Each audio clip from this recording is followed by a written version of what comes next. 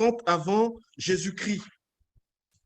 Et cela a été écrit suite à la conquête de Jérusalem en l'an 650, en l'an 605 avant Jésus-Christ par les Babyloniens du roi Nebuchadnezzar. Avec beaucoup d'autres, Daniel et ses 3 amis ont été déportés vers Babylone et grâce à leur courage et à la bénédiction évidente de Dieu dans leur vie, ils ont été promus au service du roi Nabuchodonosor ainsi qu'à celui de plusieurs autres rois qui lui ont succédé. Daniel, toujours fidèle au Seigneur. Et le titre général que j'ai pu donner ici, c'est « Fidèle au Seigneur, quoi qu'il en coûte ». L'exemple de Daniel, toujours fidèle au Seigneur. Donc, Daniel, chapitre 6, les versets 1 à 4. Et Darius le Mède, âgé d'environ 62 ans, accéda au pouvoir royal. Darius jugea bon de nommer 120 satrapes pour gouverner tout le royaume. Il plaça au-dessus d'eux 3 ministres auxquels ces satrapes devaient rendre compte pour que les intérêts du roi soient préservés. Daniel était l'un de ces 3. Or, il se montrait plus capable que les 2 autres ministres et tous les satrapes parce qu'il y avait en lui un esprit extraordinaire. C'est pourquoi le roi songeait à le mettre à la tête de tout le royaume. C'est intéressant de souligner que nous sommes en ce jour de commémoration de l'effusion du Saint-Esprit, ce jour Pentecôte, de voir ici que Daniel est conduit par l'Esprit de notre Seigneur. Une question de bon sens. Le roi délègue une partie de son autorité à un gouvernement resserré, composé de 3 ministres qui eux-mêmes sont à la tête d'un collège de 120 préfets répartis dans tout le royaume de Babylone et de Navarre. Cette délégation de pouvoir a pour but non seulement de soulager le roi, mais aussi permettre que le royaume soit bien administré afin que les intérêts du roi soient préservés.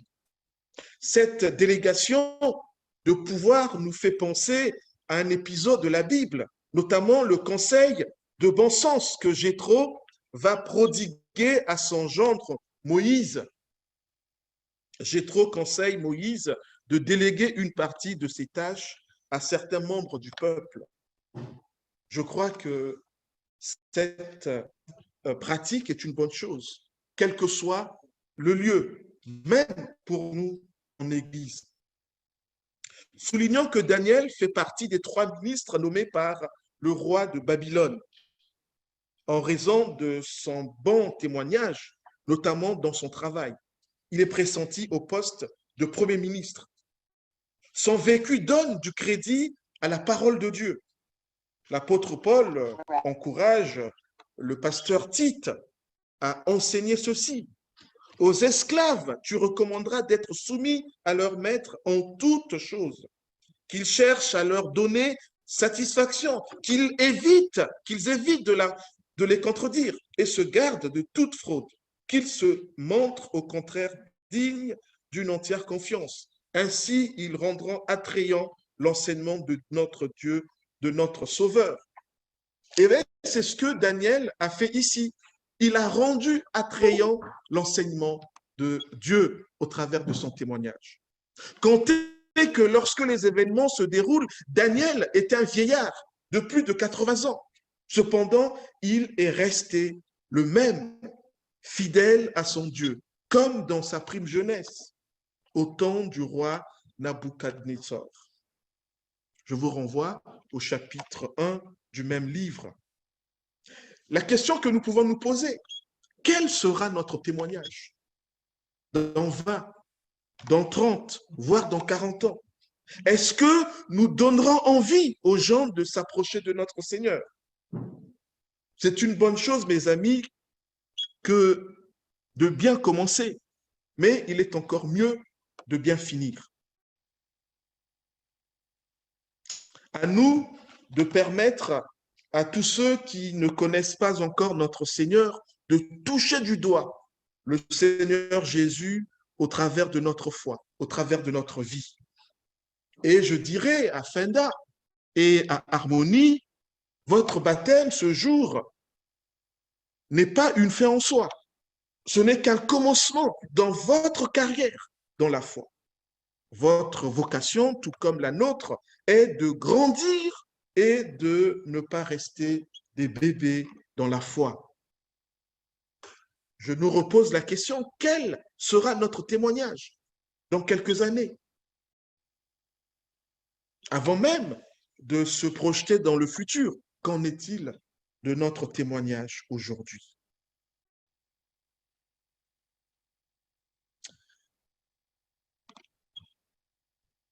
Est-ce un vernis chrétien que nous avons?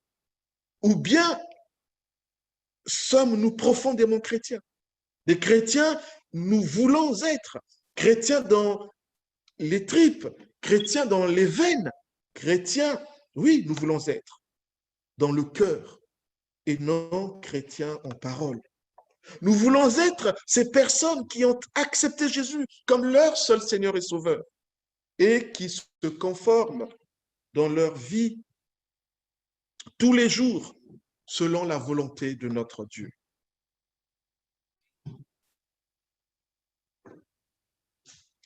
Une soixantaine d'années plus tard, et après avoir connu une succession de rois à Babylone, notre ami Dani est resté le même. Mieux, il a certainement grandi dans sa foi. Il continue de tenir bon, cela d'autant plus que l'exil à Babylone touchait à sa fin.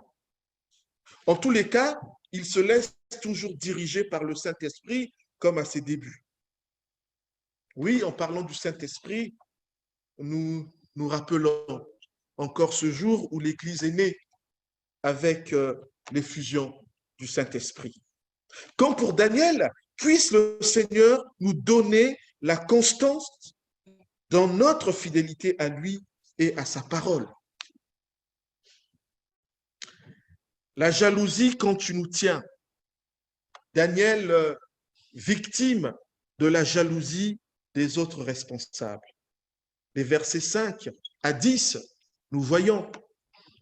Alors les autres ministres et les satrapes se mirent à chercher un motif d'accusation contre lui dans sa manière d'administrer les affaires de l'Empire.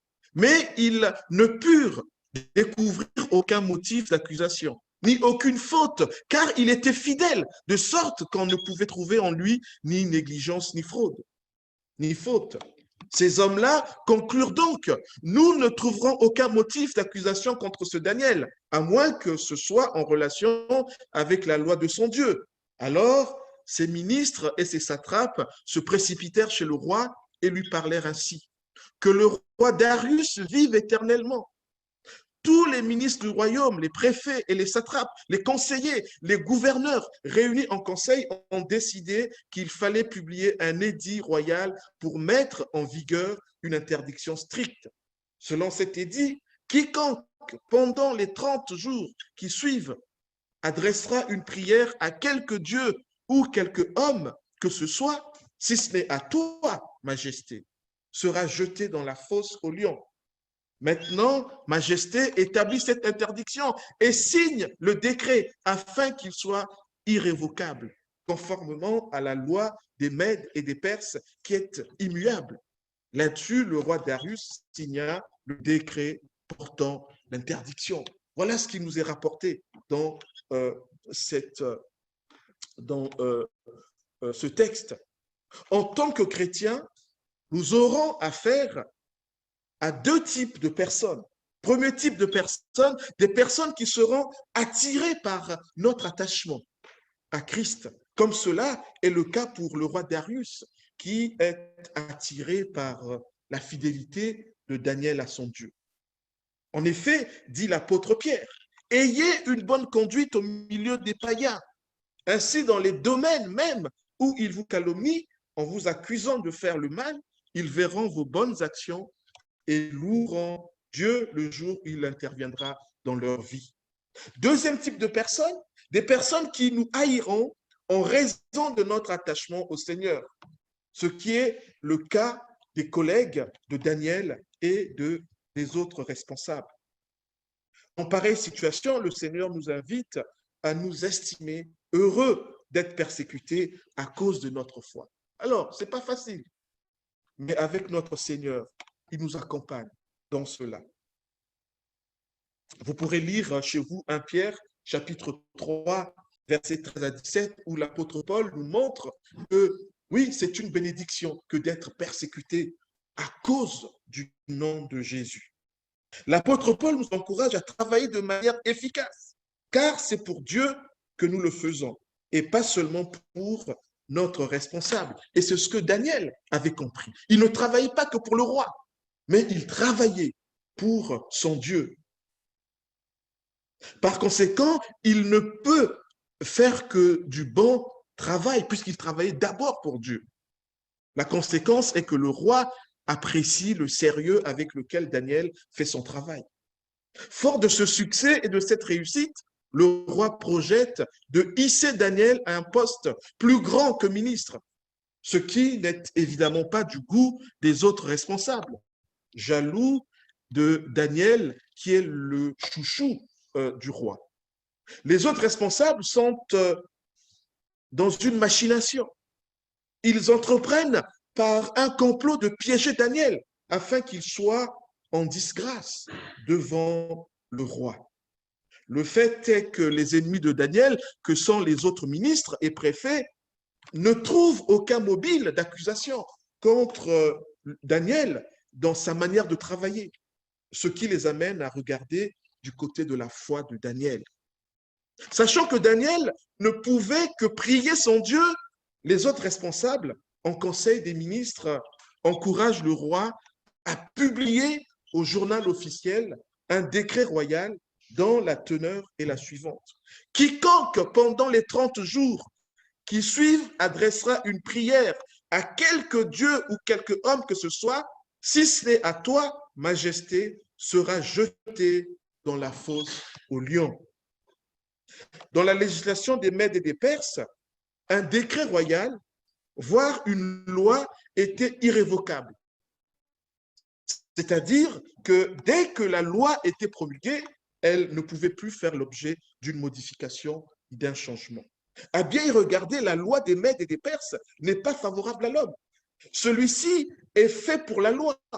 En revanche, la loi de Moïse, c'est-à-dire la loi de Dieu, est faite pour l'homme. Aussi, il s'agit d'une loi qui conduit à la liberté et à la grâce. Voilà ce qu'est la loi de Dieu. La loi de Dieu ne nous emprisonne pas, mais la loi de Dieu nous conduit à la liberté et à la grâce. En votant cette loi, les ennemis de Daniel sont persuadés qu'à coup sûr, Daniel va tomber dans le panneau, puisqu'il est fidèle à son Dieu et il est un homme de prière. Ses opposants ont bien conscience d'où cette loi en rapport avec la prière. Dites-vous bien qu'il est préférable de souffrir parce que nous sommes fidèles à Christ que de souffrir parce que l'on pactiserait avec le diable. Bien avant Daniel, c'est ce que vécut autrefois Joseph, qui avait été mis en prison pour rien, victime de la femme de Potiphar. Le même Joseph avait été victime de la jalousie de ses frères. Malgré tout, Dieu lui était resté fidèle.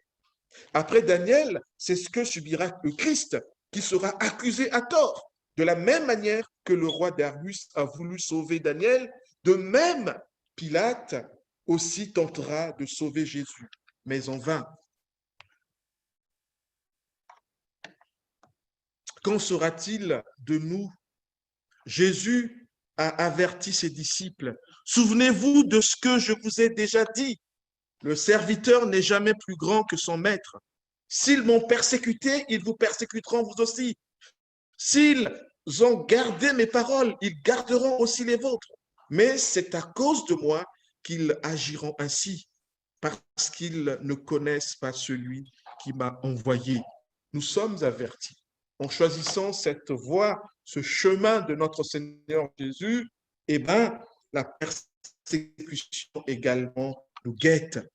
À la Pentecôte, le Saint-Esprit fut donné aux croyants en Christ. L'Esprit Saint produit du fruit de l'Esprit. Le fruit de l'Esprit, c'est l'amour, la joie, la paix, la patience, l'amabilité, la bonté, la fidélité, la douceur, la maîtrise de soi. La loi ne condamne certes pas de telles choses, puisque l'Esprit est la source de notre vie. Conduisons-nous selon sa volonté. Ne soyons pas vaniteux et évitons de nous provoquer les uns les autres et de nous jalouser mutuellement. Force est de constater que la jalousie n'est pas un acte du fruit de l'esprit, mais il fait partie du fruit du diable. Et là, je vous renvoie à Galates, chapitre 5, les versets 19 à 21.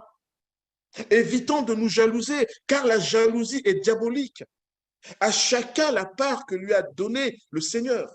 Prenons soin de cette part et ne regardons pas avec convoitise le don de l'autre. Au contraire, prions pour l'autre. Il peut arriver que les chrétiens que nous sommes tombions en jalousie. Je ne vous apprends rien en le disant, tant nos propres expériences sont parlantes. Lorsque nous sommes habités par la jalousie, prions notre Seigneur afin qu'il nous pardonne et nous aide à sortir de cette phase. De grâce, ne prenons pas plaisir à vivre dans la jalousie.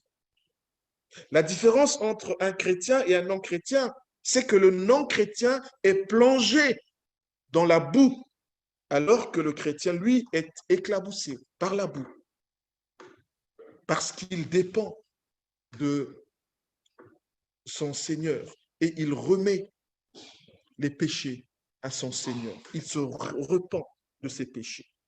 Daniel, un homme de prière, infidèle, suite à un problème, va voir son pasteur et lui explique son problème. Après avoir exposé son souci, le pasteur lui dit, mon cher ami, il faut prier. D'accord, pasteur, oui. Et après la prière, le pasteur lui dit, il faut prier. Et après, pasteur, après, il faut prier et prier encore. Mais pasteur, il n'y a pas autre chose après la prière.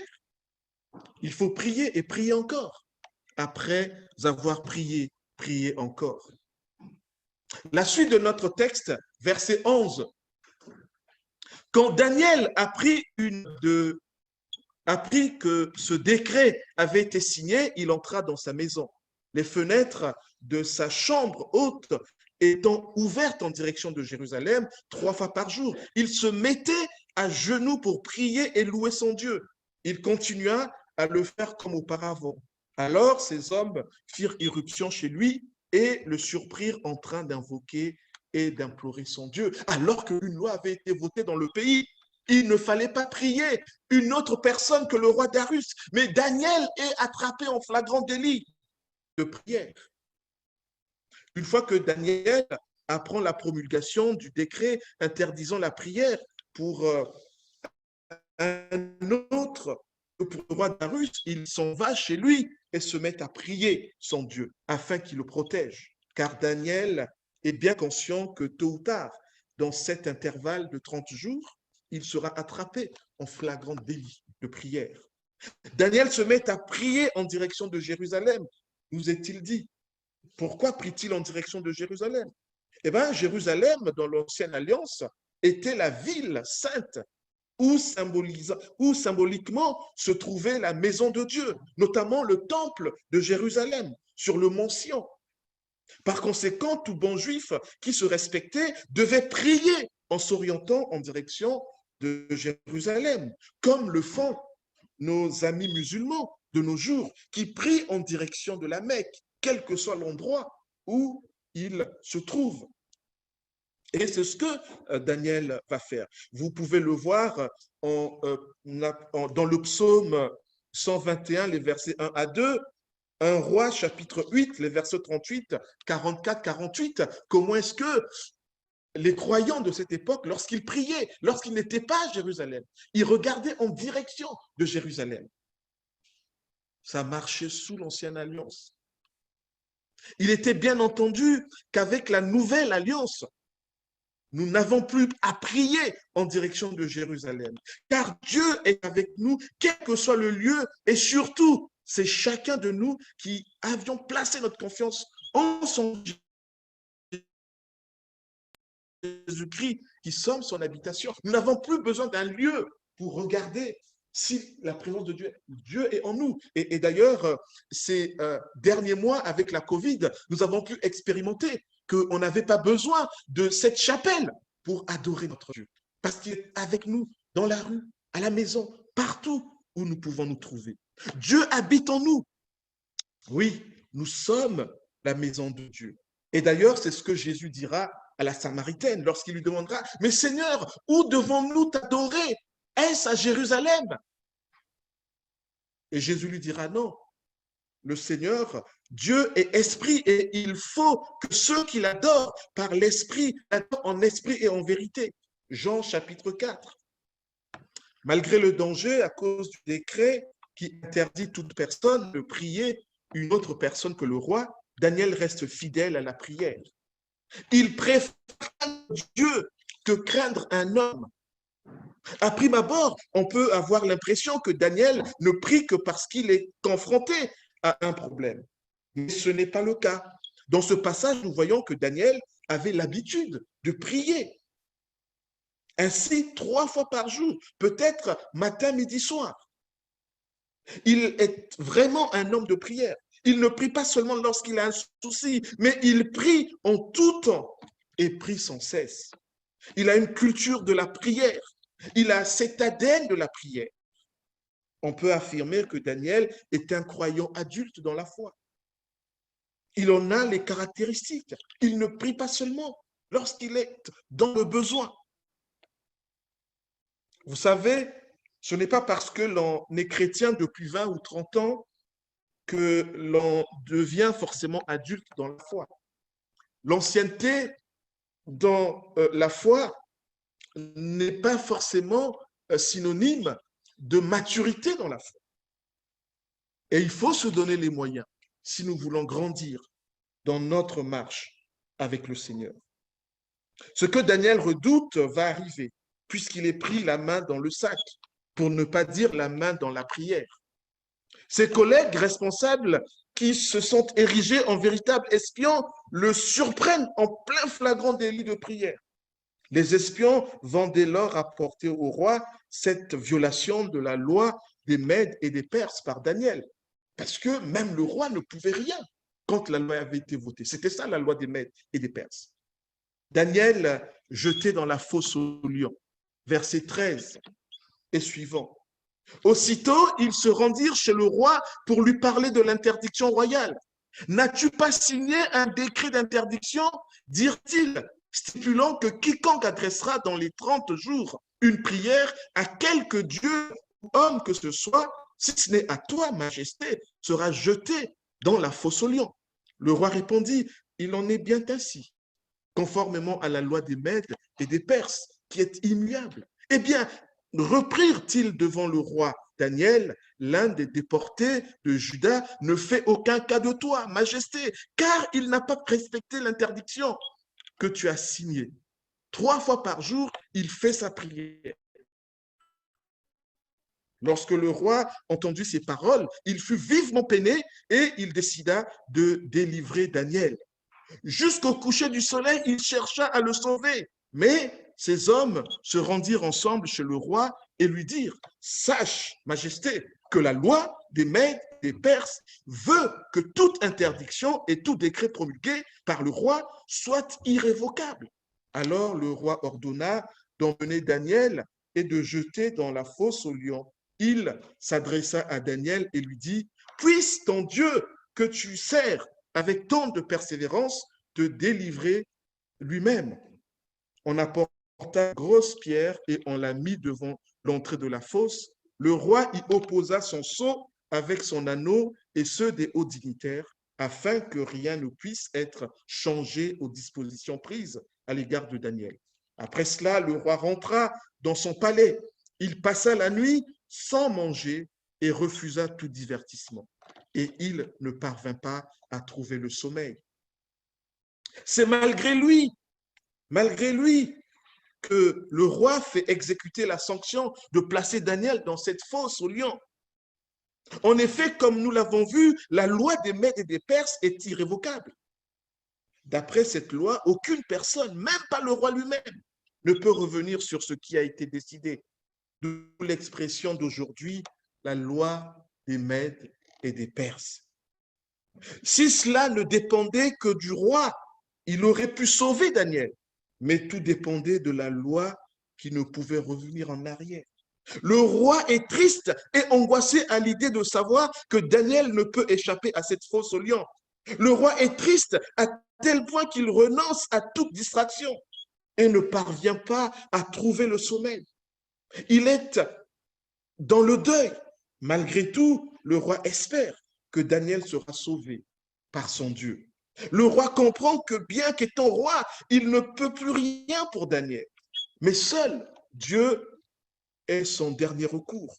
Le roi Darius a compris que seul le Dieu de Daniel est capable de le sortir du pétrin à cause du témoignage de Daniel.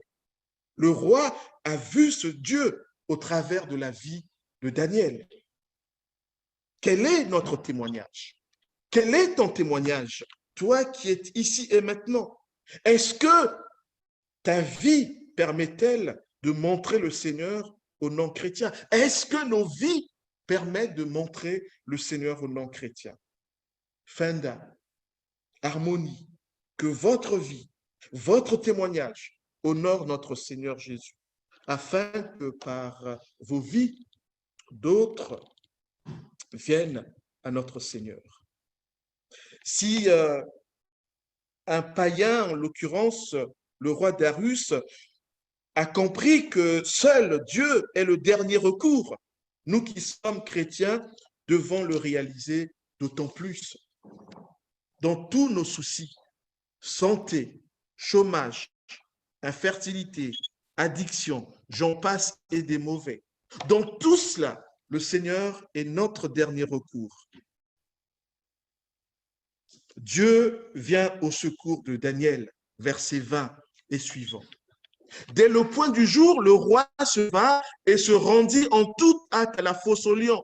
Comme il s'en approchait, il appela Daniel d'une voix angoissée. « Daniel, serviteur du Dieu vivant, qu'y a-t-il? Ton Dieu que tu sers avec tant de persévérance a-t-il pu te délivrer des lions? » Alors Daniel répondit au roi, « Ô Majesté, vis éternellement. Mon Dieu a envoyé son ange qui a fermé la gueule des lions, de sorte qu'ils ne m'ont fait aucun mal, parce que j'ai été reconnu innocent devant lui, tout comme je n'ai commis de faute envers toi, Majesté. » Oui, dans tous nos soucis, santé, chômage, oui, dans tout cela, le Seigneur est notre dernier recours. Rien ne lui est impossible. Il a le contrôle et se charge de livrer la bataille à notre place. Dieu nous aime pour de vrai et pour de bon. Je veux que cette belle parole de l'apôtre Paul puisse résonner en chacun d'entre nous. Réjouissez-vous en tout temps de tout ce que le Seigneur est pour vous. Oui, je le répète, soyez dans la joie. Faites-vous connaître par votre amabilité envers tous les hommes. Le Seigneur est proche. Ne vous mettez en souci pour rien, mais en toute chose exposez vos demandes à Dieu en lui adressant vos prières et vos supplications, tout en lui exprimant votre reconnaissance. Alors, la paix de Dieu, qui surpasse tout ce qu'on peut concevoir, gardera votre cœur et votre pensée sous la protection de Jésus-Christ. Pour terminer, le roi païen glorifie le Dieu de Daniel, verset 24. Alors, le roi éprouva une grande joie et il ordonna de hisser Daniel hors de la fosse. Daniel fut donc remonté dans la fosse et on ne trouva sur lui aucune blessure parce qu'il avait eu confiance en son Dieu. Là-dessus, le roi ordonna de lui amener ces hommes qui avaient accusé Daniel et il les fit jeter dans la fosse aux lions. Avec leurs enfants et leurs femmes, ils n'avaient pas atteint le sol de la fosse que déjà les lions s'emparèrent d'eux et leur broyèrent les os. Alors le roi Darius écrivit aux gens de tous les peuples, de toutes les nations et de toutes langues qui habitent la terre entière. Que votre paix soit grande. Je décrète que dans toute l'étendue de mon royaume, on tremble de crainte devant le Dieu de Daniel, car il est le Dieu vivant, qui subsiste éternellement. Son règne ne sera jamais détruit. Sa souveraineté durera à toujours. Il délivre et il sauve. Et il accomplit des prodiges, des signes extraordinaires dans le ciel et sur la terre. Car il délivre Daniel de la griffe des lions. Daniel prospéra sous le règne de Darius et sous celui de Cyrus le Perse. Que nos vies, mes amis, permettent à notre monde de voir la fidélité du Dieu vivant. Lui, le Père de notre Seigneur Jésus-Christ. Que notre témoignage, jour après jour, permette à notre monde de louer le Seigneur Jésus-Christ, comme le fait ici le roi Darius, qui a compris que le dernier mot revenait à notre Seigneur. Cela n'est pas toujours évident pour chacun d'entre nous. Ce n'est pas évident de percevoir tout cela. Mais un jour, ce dernier mot de notre Seigneur sera évident. C'est l'histoire du monde et de sa fin. Verset 23. Mais cette résurrection s'effectue selon un ordre bien déterminé. Christ est ressuscité en premier lieu comme le premier fruit de la moisson. Ensuite, au moment où il viendra, ceux qui lui appartiennent ressusciteront à leur tour.